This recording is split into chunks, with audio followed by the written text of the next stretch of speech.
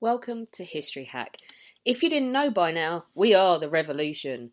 That means we're sharp, witty, lots of fun, but it also means that we're essentially the peasants in Les Mis huddled round a table in the corner of the bar with no money. If you enjoy the show, please do support us.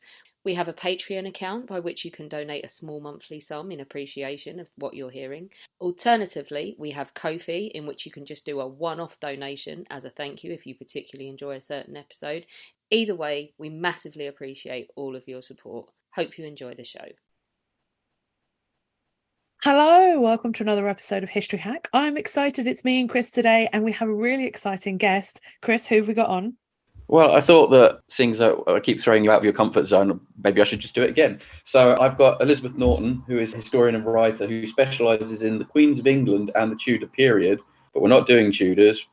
I'll come to that in a minute. Her previous books have included She-Wolves, The Notorious Queens of Medieval England, The Boleyn Women, the Tudor Femme Fatales Who Changed the English History, and The Hidden Lives of the Tudor Women. But she's here today to talk about her book, Elfreda, the First Queen of England. So, Elizabeth, welcome to the podcast. Hello, thank you very much for inviting me on. It's a pleasure. I'm excited because we actually, as we always do before we start a podcast, we spend a lot of time chatting and came across something very interesting that I didn't know. But the first thing I always do before I start a podcast, FYI to people, as you all very know, my various different hiccups over the past of things like Frygate and other instances where I've slipped up over names, I always ask how to spell or say certain things, and I asked Elizabeth how to say Elfreda's name correctly. And do you know what? You tell us the story. It's much better coming from you. Okay, so Anglo-Saxon names are incredibly complicated. They wouldn't be if we hadn't had the Norman conquest. We would all be happily calling ourselves Elfweird and Ealdgith, things like that. Absolutely. So, but I always, whenever I write on the Saxons, I always get people saying, well, I can't tell them apart. The names are awful. And they look terrible to modern viewers. Elfreda is the Latinized form of this particular queen's name. So if we're going to be more correct about her, and ideally I would have called the book this, but I was told I couldn't. If we're going to be more correct about her name, it is Elfrith. So Elfrith, and that's her actual name. But Anglo-Saxon names are really hard, and they often begin with E or an E sound and are difficult to get your head around. In fact, when Elfrith, or Elfreda's daughter-in-law, arrived in England at the start of the 11th century, she was actually made to change her name because her name was so weird. The Anglo-Saxons just couldn't get their head around it. So they changed her name to Elfgifu, which is a perfectly normal Anglo-Saxon name. They made her change her name from Emma. That was the weird name they couldn't pronounce. Hold on, let me get that straight. They made her change it from Emma to, hold on, let me say this again, Elfrith. Elfgifu. So this is the daughter-in-law. Yeah, Elfgifu. And I think that really sums up Anglo-Saxon names. If we were here in the 10th century or the 11th century, Elfgifu is a perfectly normal, or Elfrith, perfectly standard name. Emma, not so much. To all the Emmas out there, we're going to have to now change your name. I think Chris is laughing too much. I'm going to have to take the first question. Yeah, sorry, I can't get my head around Elfgifu. Fantastic. If I known that when I was naming my children. Thank God you didn't. Anyway, let's kick off with the first question. So I'm going to try and wrap my tongue around Elfrith. I may be saying it in a bit of a slower way. Anyway, so what do we know about her and her early life and her first marriage? So Elfrith, she's actually really important. No one's ever heard of her, as a starting point. But she's really important because she's the first woman who was actually crowned as Queen of England. And if you read histories of queenship, you'll often get people starting with Matilda of Flanders, who's the wife of William the Conqueror, and they'll say there aren't any, the Anglo-Saxons didn't have any queens, and we start with the post-conquest. But it's absolutely rubbish. There are lots of Anglo-Saxon queens, and Elfrith really is the one who starts this off.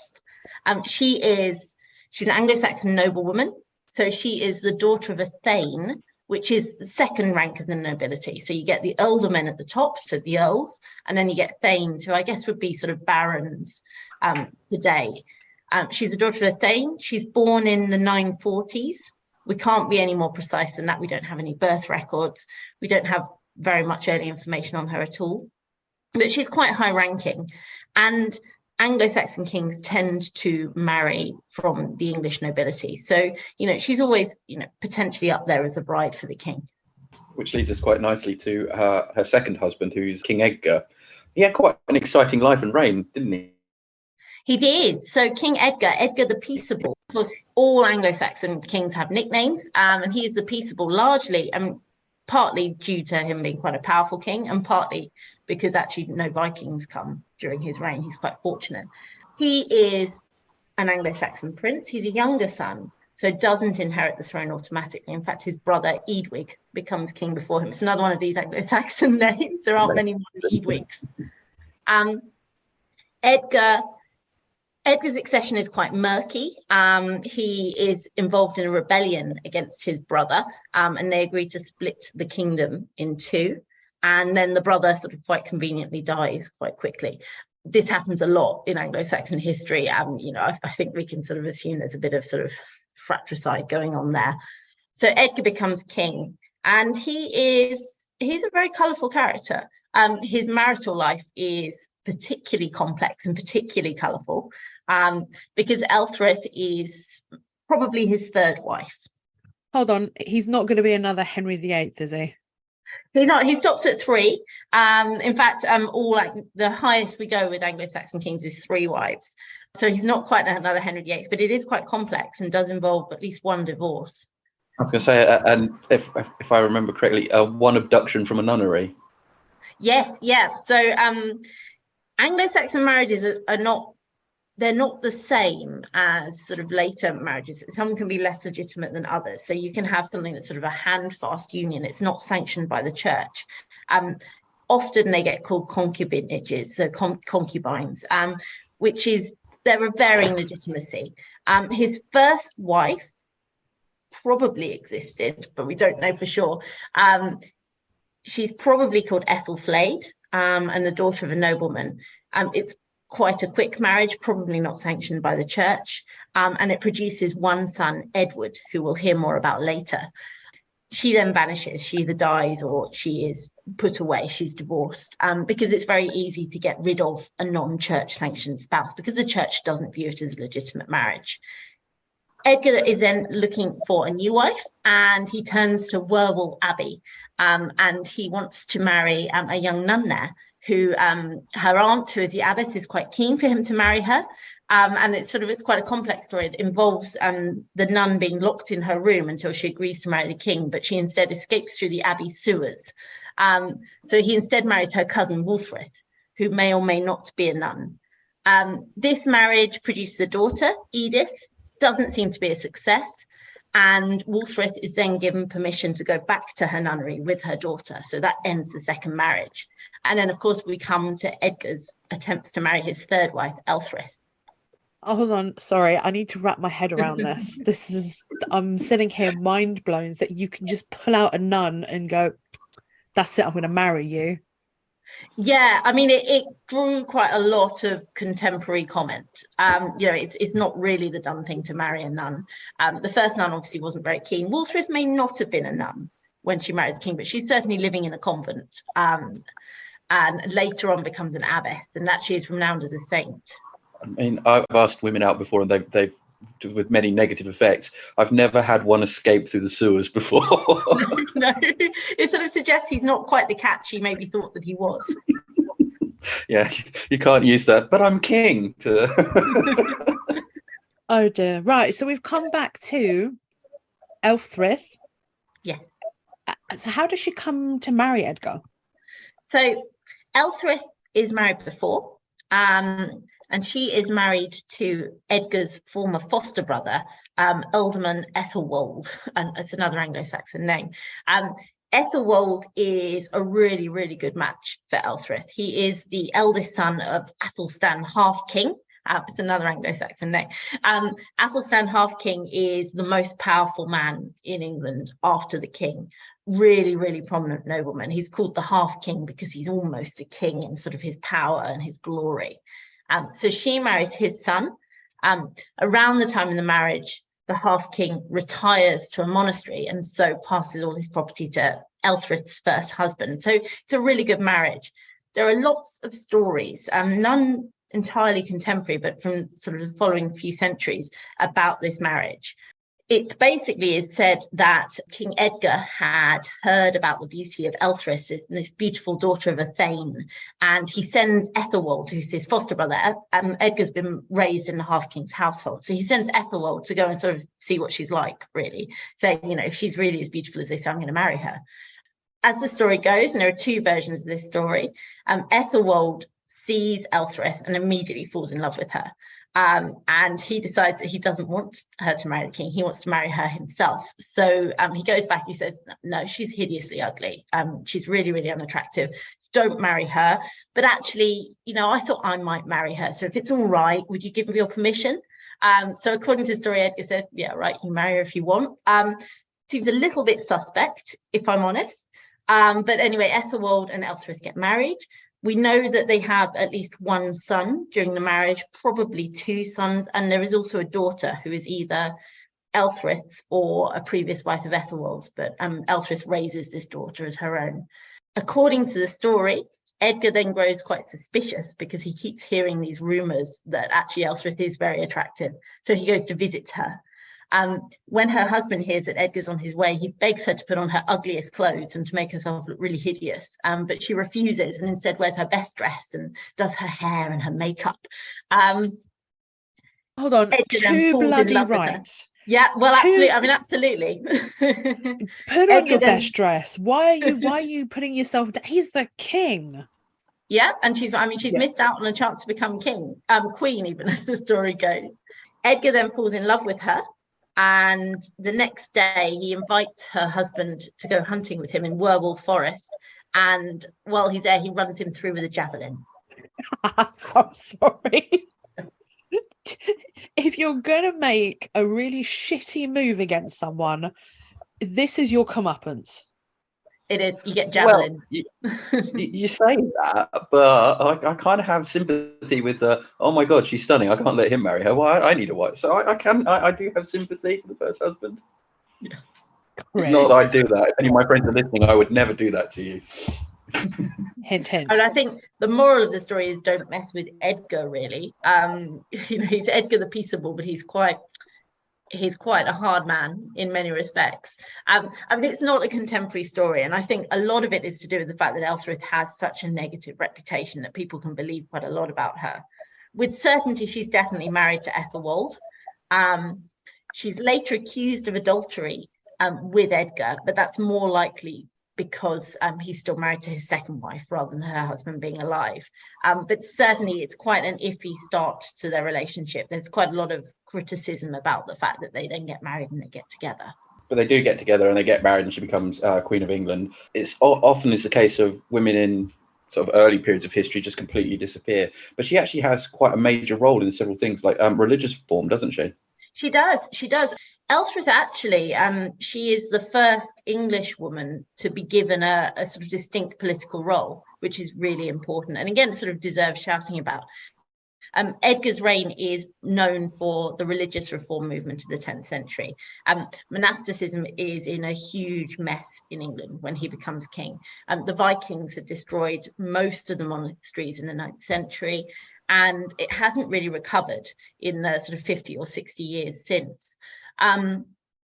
There are the monasteries that do exist have secular clerks instead of monks. They're often married. They're generally not seen to be very holy. And there's been a movement over the past few decades before Edgar becomes king to try to sort out monasticism and to have it run along the lines with the rule of St. Benedict. And Edgar really determines to do that, to change monasticism. And Elfrith is a major participant in this. She's allied with Bishop Ethelwald of Winchester, another Anglo-Saxon name, I'm sorry. Ethelwald is very, very austere, very, very serious, wants to do the reform, and he is her biggest political supporter. Another leader of the religious reform movement is Archbishop Dunstan of Canterbury, who really doesn't like Elfrith. So we've got these sort of tensions in the religious reform, but it's Ethelwald, Bishop Ethelwald, who's responsible for drafting most of the main documents of the reform, including the Regularis Concordia, which is a document really setting out Edgar's plans for the monasteries. And what's really interesting about this is the king is placed in overall control of the monasteries, but at the same time, the queen, Elfreda, is placed in overall control of the nunneries. So she is the head of England's nunneries. If they have any problems, they need to come to her. She can decide how they can be run. She can appoint the abbesses. It's a really important role. It was probably quite personally satisfying because, of course, at least one of Edgar's ex-wives is in a nunnery. So she's actually been placed in charge of Wulfrith, her predecessor, as well. Can I just ask, did she do a good job of this? Yeah, I mean, she does. It's quite difficult with Elfreda. A lot of the sources are quite hostile. Quite a few of the sources are associated with Wulfrith and her daughter, so Edgar's previous wife, who doesn't seem to have retired quite as willingly as perhaps Edgar would suggest that she had. So sources that can be connected to Wulfrith are quite hostile of Elfrith, but other sources to do with the nunneries, particularly some of the houses down in Hampshire, her stepdaughter or daughter from her first marriage is a nun down at Romsey. And they're more positive about her role. There's sort of no evidence that she doesn't do a good job, and she's certainly associated with nunneries. She actually founds some nunneries later on in her life. But it's not just religious reform. She takes quite an active role in ruling the kingdom as well, doesn't she? Yep, she does. She is very determined to be presented as Edgar's legitimate wife, as is Edgar. Edgar is hugely ambitious. He has imperial ambitions. He sees himself as the emperor of Britain. So, not just England, but also the wider kingdoms of the British Isles, so Scotland and Wales. He sees himself as the overlord, effectively. And as he sort of grows in ambition, so does Elfreda. So we can see her witnessing charters. Charters are great documents for seeing who is at court and how they describe themselves, because when a charter is issued, the people at court will witness in order of their rank and their precedence. And Elfreda witnesses as the legitimate wife of the king. Her son, her eldest son by Edgar, Edmund, who actually will die young, but when he witnesses as the legitimate son of the king. Interestingly, her stepson, Edward, who is Edgar's eldest child, only witnesses as the son of the king. So she's clearly, with Edgar's agreement, making a push for the legitimacy of her marriage and her children over Edgar's previous marriages. She is also a major participant in Edgar's imperial coronation in 973. Edgar has been king by then for 14 years. He's probably been crowned immediately after he comes to the throne, although there's no record of it. But he decides to have an imperial coronation at Bath, so the ancient Roman city, to really show himself as he views himself. So he's crowned at Bath, and the coronation order, which is drafted by Bishop Ethelwold, Elfred's big supporter, has a very prominent place for the coronation of a queen. So she is the first English woman to be crowned as Queen of England, and it's really significant, and it effectively places her as the female counterpart of the king. So politically, it's really, really important and really influential. You just mentioned the idea of pushing her children to be legitimate, ahead of the succession. But this causes a few problems when Edgar dies in 975, doesn't it? Talk us through that. It does. So it causes major issues. Edgar dies young. He's just in his 30s. And he dies suddenly, as far as we can tell. And he's left 3 children, one from each marriage. He has his eldest son, Edward. He has his daughter, Edith, who's living in a nunnery. And he has his surviving son by Elfreda, who is Ethelred. Ethelred, none of them are adults. Ethelred is about 7 years old, and Edward is probably around 13 or 14. Under Anglo-Saxon law, all the sons of a king are throne-worthy. They're known as ethelings, which effectively means you've got a claim to the throne. If you're the son of a king, you're an etheling. So Edward is an etheling, and Ethelred is an etheling. But there's no sort of consistency over who will be chosen, which is why it's quite common to try and push the legitimacy of some heirs over others. And we'll see this in the 11th century with succession disputes, where the mother of a more legitimate prince will sort of try and push and say, we had a better marriage, we're more legitimate. So there's no clear successor to Edgar. Normally you would expect it to be Edward. He's closer to adulthood. He's the eldest son. But the fact that Elfrith and Bishop Ethelwald are able to push Ethelred forward as a contender suggests very strongly that they've got a lot of political power, because normally you wouldn't crown a 7-year-old in Anglo-Saxon England. And it's not a sure thing for Edward. It takes a year for him to be crowned as king. He has the Archbishop of Canterbury's support. He has the support of some of the nobility, but Ethelred has a very strong party, which is led by Elfrith. Finally, Edward is crowned king in 976, apparently with Elfrith's agreement, and he's probably agreed to name Ethelred as his successor. It's just not going to work having a king as young as Ethelred. Edward was always going to win this one. But I think we can sort of suggest that Elfrith and her supporters weren't entirely happy. Edward, we don't know that much about Edward. The sources aren't terribly favourable to him. There's one near contemporary source that suggests he's a bit of a violent and difficult individual, but he's very, very young. He suffers a disaster in his reign when his supporters are meeting in an upper floor of a room in Calne in Kent, when the floor collapses and everyone falls through and is killed, apart from Archbishop Dunstan, who's standing on a beam. So things aren't going very well from him. There's also rebellion during his reign by Ealdorman Elfhere, who is a relative of Elfrith and is very much on Ethelred's side. It all comes to a head in 978 when Edward goes to visit Elfrith and his brother Ethelred at her house at Corfe in Dorset. And when he arrives, he is a party of men around the Queen come out and they grab him. It's quite a brutal event. There's lots of different accounts and they sort of get more and more lavish in the telling. But effectively what seems to have happened is, as he was being offered a drink while he's still on his horse, someone grabs his arm and breaks his arm as he cries out. He's then stabbed and falls from the horse, but unfortunately his foot is still trapped in the stirrup, and so he's then dragged along the ground for some miles as his horse flees. Obviously he's killed.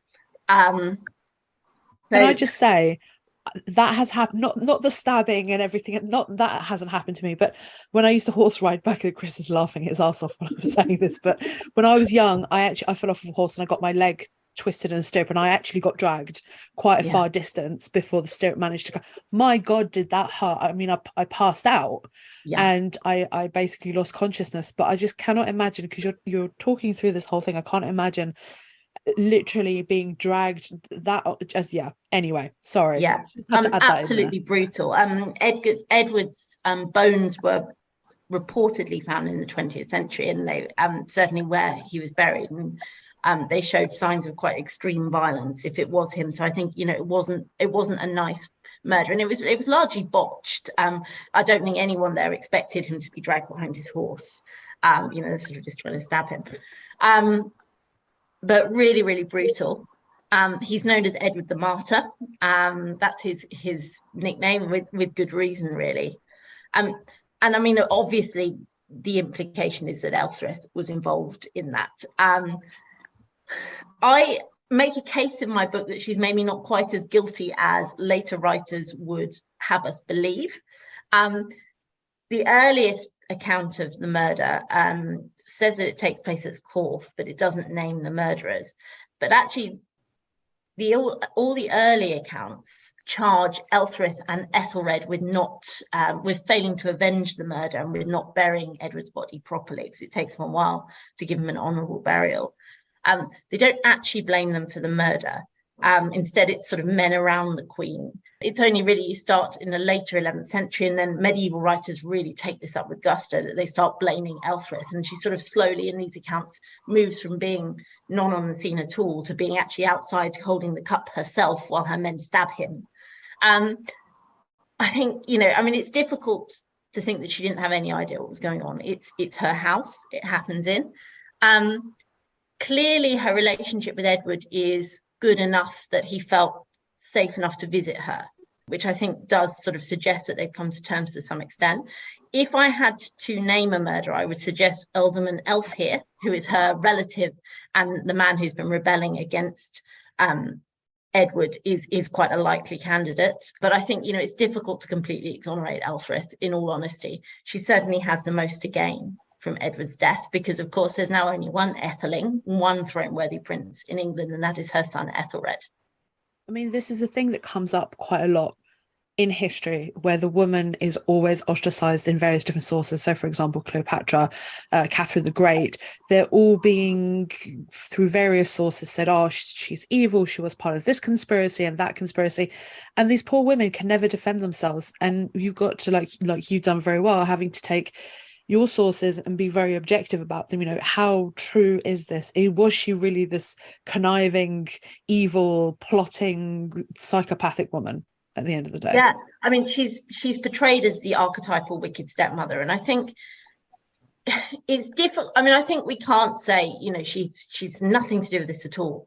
But I think that pinning the murder solely on her is quite misogynistic, and isn't borne out by the contemporary evidence, which blames her for not prosecuting the murder effectively, for not giving him an honourable burial, but doesn't actually say, and Elfrith did it. And they could quite easily, there are points in her later life when she's estranged from her son, where it would be quite easy to do that, or after her death, it would be quite easy to lay the blame on her. And actually, it takes a while before she begins to be blamed. And I mean, she's portrayed quite negatively in general. I mean, there's a story, a later story, from the Abbey at Ely, where they claim that she murdered the Abbot of Ely after changing into a horse with magic. So, there are a lot of stories about Elfrith that I think, they get exaggerated over time. They get built up. And because she's seen as this bad guy, it's quite easy to pin anything on her. I don't think that we can say, she had nothing to do with the murder, but I don't think, she's certainly not out there taking part in it. And she does seem to have been on reasonable terms with Edward. So I think, I think we should give her the benefit of the doubt to some extent. I do love the sort of Saxon period of, then she killed the abbot by turning into a horse. Yes. Sorry, what? Oh yeah, sure, that must have happened. Let me just put that in the book. It's the absolutely maddest story, but it's in, Abbey Chronicles. And basically, he's riding through the New Forest, and he gets off his horse. He needs to have a wee, so he's standing by the tree, looks up, and he spots the Queen using magic to turn herself into a horse. And to avoid people realizing that she can do this, she has him killed. That's fantastic. I think you've broken Chris. Oh, I've been staring at 20th century history too long, so this is brilliant. I mean, I think we can safely say she didn't murder the Abbot of Ely. And if she did, she didn't do it whilst turning into a horse. Probably not. I mean, hooves. It would be quite difficult to murder someone with hooves anyway, I would have thought. Unless she sort of hit them on the face. Yeah, you'd want to turn into a wolf or something. At least you've got fangs and claws.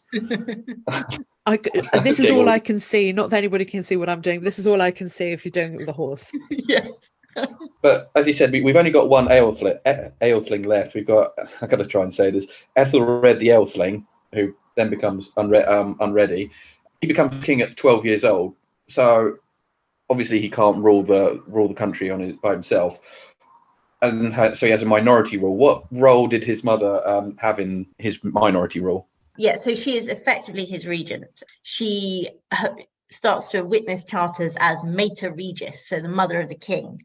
She's the first name to witness after the king, which means she's the most important person at court. She and Bishop Ethelwald continue to be a bit of a double act. I mean, in fact, we have a surviving letter by Elfrith. It's written a few years after her regency period. But again, it's all about protecting Ethelwald's reputation. She's clearly very, very close to him. And they press on with the religious reform and they rule the kingdom. They very much marginalise Dunstan, who Elfrith really doesn't like.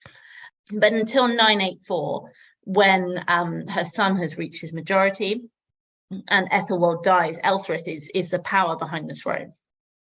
Let's talk about her fall from power. I'm actually really sad to read that in these notes. I was kind of hoping that she'd have what's the better way of saying, a better ending. Can you say that? Yeah, no, it is quite a sad story. Because she is so powerful and prominent and quite a good politician, actually. In 984, when Bishop Ethelwald dies, it gives Ethelred the impetus and sort of the ability to remove his mother from power. And they've actually kept him as a minor longer than you would expect, because actually in the period, you know, when you're sort of 14 or 15, you probably don't really need a regent. So the fact that Elfrith and Ethelwald keep Ethelred as a minor king effectively for longer than perhaps he should be sort of suggests that they're trying to hold on to power. In 984, she is removed from power by her son, and she's sent away from court.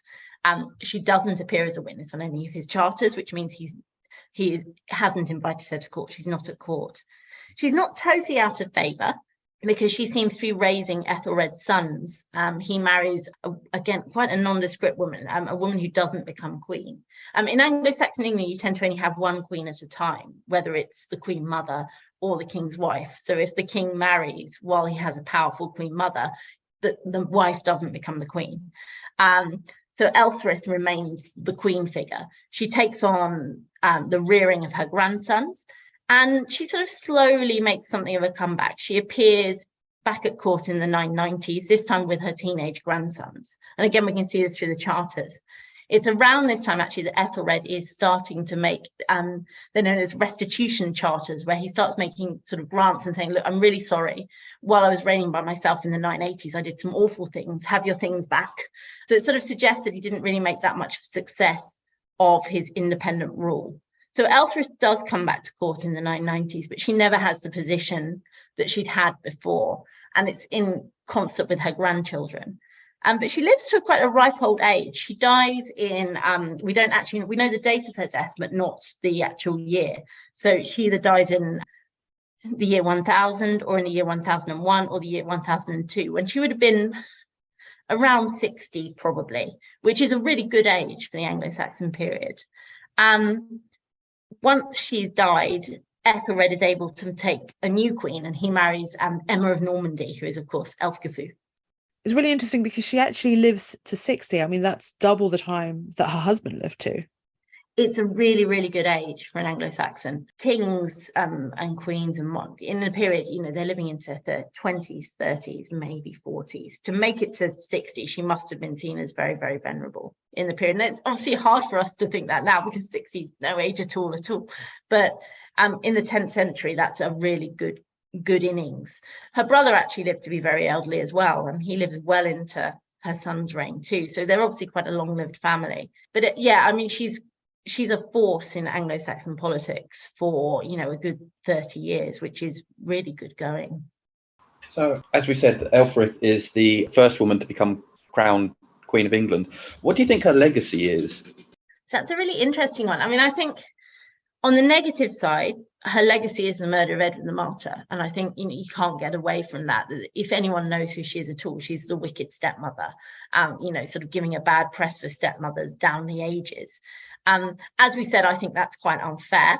I think her actual legacy, and the one that, you know, she's not really remembered for, but actually is really important, is the religious reform movement, because she is very, very instrumental in reintroducing monasticism into England, and also reforming the church so that it could go into the following centuries. And when we think about the 10th century religious reform, people think about Archbishop Dunstan, Bishop Ethelwald, King Edgar himself. There are some other churchmen, but I think Elfrith isn't given the credit that is due to her, because actually she is right there in the centre of it. As in fact is Edgar's grandmother, Eadgifu, who is kind of the queen before Elfrith, if you like. So I think these women aren't given the credit they're due. I also think another aspect of her legacy is the fact that she was crowned as queen. Certainly, it becomes much more common for the king's wife to be crowned as queen. And certainly her first daughter-in-law isn't crowned, but her second daughter-in-law, Emma, is crowned and is a very powerful queen herself. And when we get into the post-conquest period, almost all queen consorts are crowned. So I think that's a really important legacy, because it gives a woman some level of political power. And certainly the fact of her coronation is used by Elfrith to really push herself and her children as the legitimate royal family. I'm curious to know, this is totally off topic, by the way, because I love her, by the way. I think she's fantastic. Elfrida is definitely now up there with my top queens, including Anne Boleyn, funnily enough. But so I'm one of these weirdo geek people that watches a lot of TV, especially history TV. Is she in and represented in The Last Kingdom? I haven't actually watched it yet. I know that sounds really bad. It's on my watching list. I'm not very good at watching fictionalized things because they annoy me slightly often. It's fine if I don't know too much about the period. So Yes. I quite like the Medici show that was on a few years ago because I didn't know enough about it, or the Borgias, I think, to worry too much. The Tudors, not so much. So I can see the anger rising in your eyes there. I would like to say, if there is a powerful queen figure in there, I would like to say that they're likely to be a version of Elfrida, because she is the starting point of powerful queenship, really. Elfrida and her husband's grandmother, Eadgifu, who's also a very prominent woman. But they really do show that, women do have a political role in the 10th century and onwards into the 11th century. And I think she's a really important model for early medieval women and just what they could achieve potentially. Just to add to that, I don't know very much about this period, which is why I can easily watch The Last Kingdom without having to worry. Anything to do with World War II, forget it. Yeah, no, it's just painful. It's painful when you know it and it's been fiction. It's like nails on a blackboard. I had issues with a film not long ago that got released in Poland, and I sat with a friend of mine who's another historian. She said, I'm never watching a film like this with you ever again. That's all right for me. That's why it's okay for me to watch The Terror, because no one knows what happened to Franklin's crew. So it could have been a giant monster. Who knows? It's plausible. Totally plausible. So yeah, Elizabeth, this has been really, really interesting. I must admit, when we got the idea for the titles because Alina went through a bookshop and just took loads of photos of top bestsellers and said we should go through some of these. And I did have to Google Elfreda because I had absolutely no idea who she was or anything to do with the period. So I'm hoping that by doing this, we've brought her back into a reasonable public view, and that more people will be interested in her life, because it is really interesting. The book is fantastic. Can you just remind them the title of the book and where they can get it, please? Yes, so it is Elfreda, the First Crown Queen of England.